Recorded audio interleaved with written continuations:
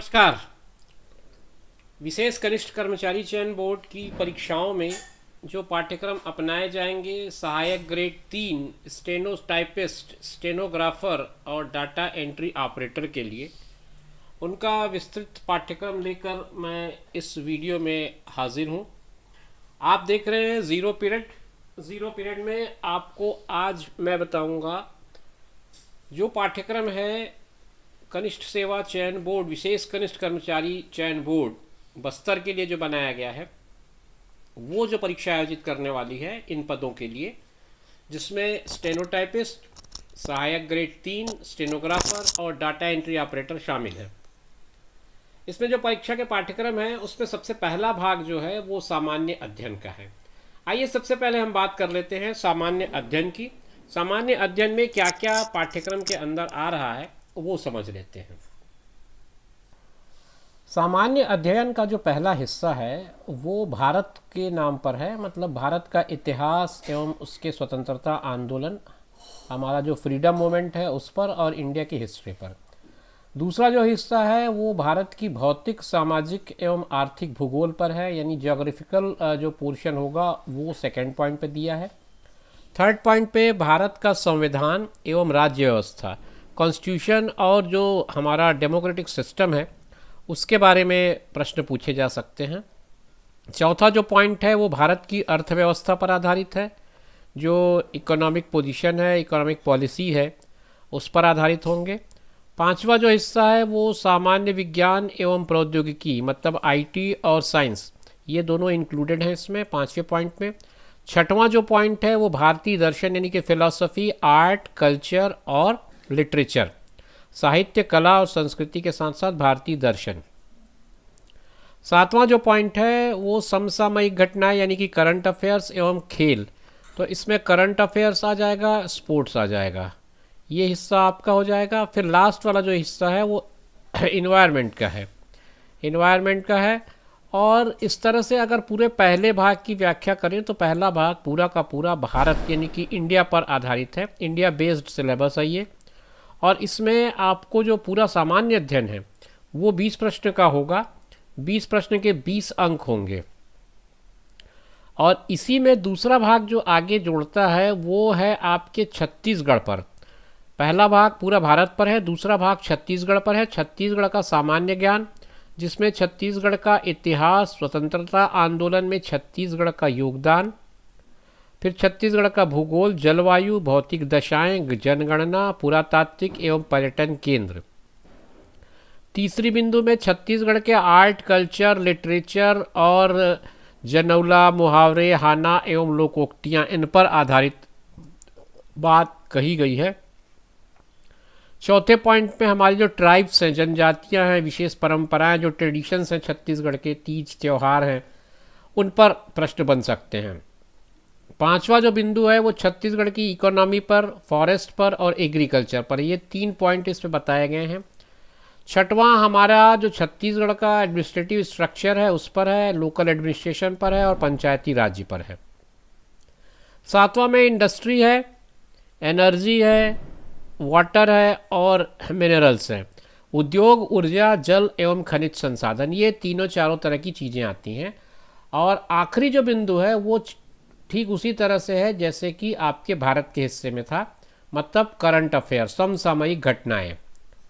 तो ये मोटा मोटा स्टेट का और नेशनल लेवल का, दोनों लेवल के क्वेश्चंस इसमें पूछे जा सकते हैं। दूसरा भाग, ये मतलब मैंने आपको बता दिया, ये 10 और 10 ये मान के चले हम मोटा मोटा, हालांकि इसमें ऐसे क्लासीफाई नहीं किया है, लेकिन ये मान लें कि 10 प्रश्न अगर इंडिया बेस हैं तो 10 प्रश्न हमारे सीजी पे आधारित होंगे। तो ये आप इसको इसी तरह से समझ लें, 20 नंबर का पूरा बताया है, तो 20 नंबर का आपका जो क्वेश्चन पेपर है वो 2 पार्ट में बटा है जीएस का, सामान्य अध्ययन का। पहला पार्ट, जिसको मैं अपने हिसाब से 10 नंबर बांट रहा हूँ, वो इंडिया पर है और 10 नंबर सीजी पर, आधे आधे प्रश्न मैं अपने हिसाब से बता रहा हूँ, हालांकि इसने क्लासीफाई नहीं किया है, हो सकता है पूरे 20 प्रश्न इंडिया के ही आ जाए, लेकिन ऐसा मुझे नहीं लगता। आगे बढ़ते हैं और इसके दूसरे भाग पे आते हैं। दूसरा भाग जो होगा वो आपका कंप्यूटर पे सामान्य जानकारी के बारे में होगा, क्योंकि ये जो पद है सहायक ग्रेड और जितने और पद हैं उसमें सब में कंप्यूटर की जानकारी आवश्यक है, और ये भी 20 अंक का है।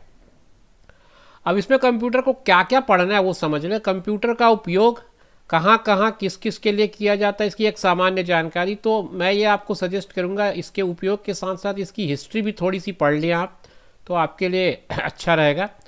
इसका हिस्ट्री है, छोटे छोटे बेसिक जानकारियाँ हैं, उनको भी आप इसके साथ पढ़ लें। कंप्यूटर के प्रमुख भाग आपको पता ही है, कंप्यूटर के जो कंपोनेंट्स होते हैं, सीपीयू है, इनपुट आउटपुट डिवाइस, ये सब की जानकारी पूरा, रैम रोम, ये सारी चीज़ें पढ़ लें आप। फिर इसके बाद प्रिंटर का यूज़ है, तो प्रिंटर किस तरह से होते हैं, कितने तरह के होते हैं, इंकजेट होता है, लेज़र जेट होता है, और किस किस तरह के प्रिंटर होते हैं, इनके क्या क्या कंपोनेंट्स हैं और इनका उपयोग किस तरह से होता है, इसमें डीपीआई है, सब बहुत सारी चीज़ें हैं जिस पर प्रश्न बन सकते हैं। ऑपरेटिंग सिस्टम के नाम, जैसे कि आपको पता ही है कि तरह तरह के ऑपरेटिंग सिस्टम होते हैं, डॉस है, कमर्शियल है, ओपन सोर्स है, ये सब के नाम आपको पता होने चाहिए, इनका उपयोग और इनका वो सब टेक्निकल जो इसके इश्यूज़ हैं वो आपको पढ़ने हैं। कार्यालय के उपयोग के लायक सामान्य माइक्रोसॉफ्ट ऑफिस के अंतर्गत जो नॉर्मल एमएस ऑफिस होता है, उसके मतलब एमएस ऑफिस के पूरे कंपोनेंट्स आपको पता कर लेने हैं। एमएस ऑफिस में आपके सारी चीज़ें आ जाएंगी, वर्ड आएगा, एक्सेल आएगा, पावर पॉइंट आएगा, तो ये सारी बातें आप अच्छे से पढ़ लें इससे संबंध में। इंटरनेट के यूज़ को पढ़ लें, ईमेल है, डॉक्यूमेंट सर्चिंग है, वेबसाइट सर्फिंग है, और अलग अलग सरकारी वेबसाइट की एक सामान्य जानकारी आप ज़रूर देख लें। एंटीवायरस का क्या यूज़ है, किस तरह से ये नुकसान करता है वायरस कंप्यूटर को, और उससे हम एंटीवायरस का यूज़ करके कैसे बच सकते हैं, ये बात आप ज़रूर पढ़ें, इस पर भी प्रश्न बनेंगे। मल्टीमीडिया का यूज़, ऑडियो वीडियो टेक्स्ट का उपयोग कैसे होना है, ये सब आपको पढ़ना है। लास्ट नाइन्थ पॉइंट जो है, लास्ट तो नहीं कहना चाहिए, एक पॉइंट इसके बाद और हो जाता है, 10वां पॉइंट तक है। 9th पॉइंट में आपको सारे तरह के जो ड्राइव्स हैं उनके बारे में बताया है कि CD, DVD, pen drive, hard disk, cloud, ये सारी चीज़ों की जानकारी आपको होनी चाहिए। तरह तरह के जो ड्राइव हैं स्टोरेज के लिए, वो आपको पढ़ने हैं। 10वां जो पॉइंट है वो गूगल है। गूगल के संबंधित एप्लीकेशंस हैं, अलविस्ता की जानकारी, सर्च इंजन से वांछित जानकारी कैसे प्राप्त की जाए, इसकी एक सामान्य जानकारी आपको होनी चाहिए जो इस सिलेबस का हिस्सा है। तो यह मोटी मोटी जानकारी थी कंप्यूटर के सिलेबस के बारे में। तीसरा जो भाग है वो 15 अंक का होगा। 15 अंक के इस भाग में आपको सामान्य गणित एवं मानसिक योग्यता के प्रश्न पूछे जाएंगे। कुल 15 प्रश्न होंगे, हर प्रश्न में 1 अंक होगा। और इसका जो सिंपल सिलेबस है, हालांकि सिलेबस बहुत लंबा है, आप अगर पढ़ेंगे सिलेबस के हिस्से को तो काफ़ी लंबा चौड़ा दिखेगा आपको। इसमें आपका डेसिमल सिस्टम है, लंबाई, चौड़ाई, क्षेत्रफल, आयतन, द्रव्यमान, आरोही, अवरोही, सम, विषम, साधारण भिन्न, दशमलव भिन्न, ये सारी चीज़ें हैं। मतलब पूरा नंबर सिस्टम आपको दे दिया है इसने। नंबर सिस्टम में आपको पूरी चीज़ें पढ़नी है, प्राइम नंबर, कंपोजिट नंबर है ना, असेंडिंग ऑर्डर, डिसेंडिंग ऑर्डर, सम, विषम, अभाज्य, इसे हिंदी में अगर कहें तो, फिर length, breadth, height, volume, time, distance, ये सारी चीज़ें इसमें इंक्लूडेड है। सेकेंड जो पार्ट है, दूसरा भाग जो है, उसमें आपका सामान्य अंक गणित का महत्वपूर्ण भाग है। एलसीएम, एचसीएफ, लघुत्तम महत्तम जिसको कहते हैं हम लोग, उससे संबंधित प्रश्न है। एवरेज है, औसत, फिर परसेंटेज है, फिर डीएसटी है, डीएसटी मतलब डिस्टेंस, स्पीड और टाइम है। फिर परसेंटेज तो आपको बता ही दिया मैंने, परसेंटेज को डेसिमल में, डेसिमल को परसेंटेज में कन्वर्ट करना। तीसरा जो इकाई है उसमें CISI है, मतलब कंपाउंड इंटरेस्ट और जनरल सिंपल इंटरेस्ट, साधारण ब्याज और चक्रवृद्धि ब्याज। प्रॉफिट लॉस है, लाभ हानि। अनुपात समानुपात है, प्रॉफिट रेशियो। फिर परसेंटेज है, जन्म दर, मृत्यु दर, जनसंख्या वृद्धि के संबंधित प्रश्न इसमें आते हैं। चौथा जो यूनिट है उसमें आपको दिया है समतलीय आकृतियों का क्षेत्रफल, त्रिभुज, आयत, समांतर चतुर्भुज, समलंब चतुर्भुज जैसी। फिर ठोस की बातें, ठोस की मांगे लिखा है, मतलब डायमेंशंस की बात कर रहा है, LBH, लंबाई, चौड़ाई, ऊंचाई, क्षेत्रफल, घन और घनाभ। फिर मानसिक योग्यता, मानसिक योग्यता में आपका रीजनिंग है जिसमें रिलेशन है, एनालॉजी है, न्यूमेरिकल एबिलिटी है, और उसके लिए आपको विषमता को पहचानना, आंकिक श्रेणी, अक्षर श्रेणी, अक्षर अंक, चित्रों द्वारा संबंध देखना, सांकेतिक भाषा, छुपे हुए चित्र, वर्ग एवं अंक गणितीय संक्रियाओं का चित्रों का मिलान, ये सारी चीज़ें इसमें आ जाती हैं। मतलब आपको odd one out, number series, word series, coding decoding, embedding figure, ये सारी चीज़ें इसमें रीजनिंग में दिया हुआ है। बहुत सिंपल सा रीजनिंग का सिलेबस है। आपने अगर और किसी परीक्षा की तैयारी कर रखी होगी या कर रहे होंगे तो ये आपके लिए एक आसान से हिस्सा हो सकता है।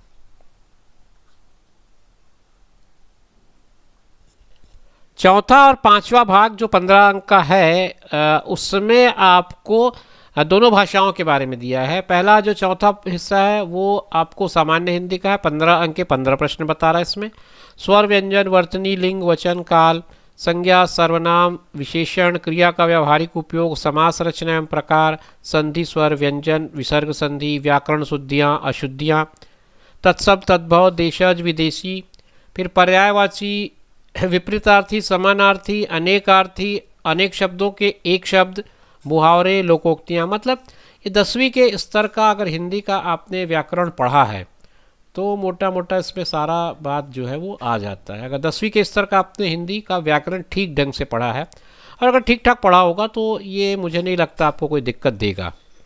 इसी तरह से पांचवा भाग जो है वो संभवतः इसका आखिरी भाग होना चाहिए इस पाठ्यक्रम का, और ये 10 अंक का है।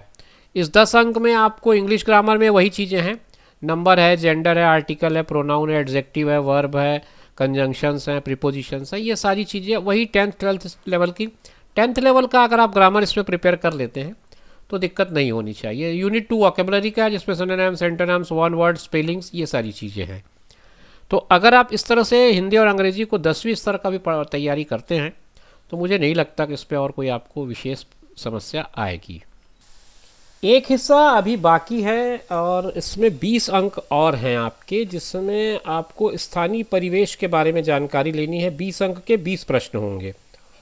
इसमें स्थानीय परिवेश की जानकारी का मतलब ये है कि आपको बस्तर संभाग का पूरा इतिहास, उसका स्वतंत्रता आंदोलन में स्थानीय निवासियों का योगदान, बस्तर संभाग का पुरातात्विक एवं पर्यटन केंद्र, बस्तर संभाग का साहित्य, संगीत, नृत्य, कला एवं संस्कृति, जनौला, मुहावरे, हाना, बोली, लोकोक्ति, फिर बस्तर संभाग की जनजातियाँ, विशेष परंपराएं, तीज त्यौहार, बस्तर संभाग की अर्थव्यवस्था, वन और कृषि, उद्योग, ऊर्जा, जल, खनिज संसाधन और उसकी करंट अफेयर्स। ये सारी चीज़ें आपके अंतिम भाग यानी कि 5वें भाग में कवर कर रहा है। तो ये मोटा मोटा सिलेबस मैंने आपको पूरा समझा दिया, किस तरह से आपको इसकी तैयारी करनी है। अब ये आपके ऊपर है। अगर आप 10वीं का तक का पाठ्यक्रम कर लेते हैं तो आपको लैंग्वेज में कोई दिक्कत नहीं होगी। हिंदी और अंग्रेज़ी ये दोनों में आप अगर 10वीं तक का पाठ्यक्रम पूरा पढ़ लेते हैं तो परेशानी नहीं होगी। इसके साथ ही साथ आप अगर गणित में 10वीं तक के पाठ्यक्रम की तैयारी करते हैं तो ये 3 हिस्सा हिंदी, अंग्रेजी और गणित, ये तीनों कवर हो जाएगा। रही बात सामान्य ज्ञान की, सामान्य अध्ययन की, तो आप बस्तर के निवासी हैं इसलिए मुझे नहीं लगता कि ये स्थानीय परिवेश की जानकारी वाला जो हिस्सा है उसमें आपको विशेष तैयारी की ज़रूरत होगी। हाँ, भारत और छत्तीसगढ़ वाला जो हिस्सा है उसमें आपको थोड़ी सी ज़रूरत है, जहाँ आपको अतिरिक्त मेहनत करनी पड़ेगी। तो आप अपनी तैयारी करिएगा। Wish you all the best. मिलेंगे नए वीडियो में और नई जानकारी के साथ। तब तक मुझे दीजिए इजाज़त। धन्यवाद, नमस्कार। अपना ख्याल रखिए और उनका ख्याल रखिए जो आपका ख्याल रखते हैं।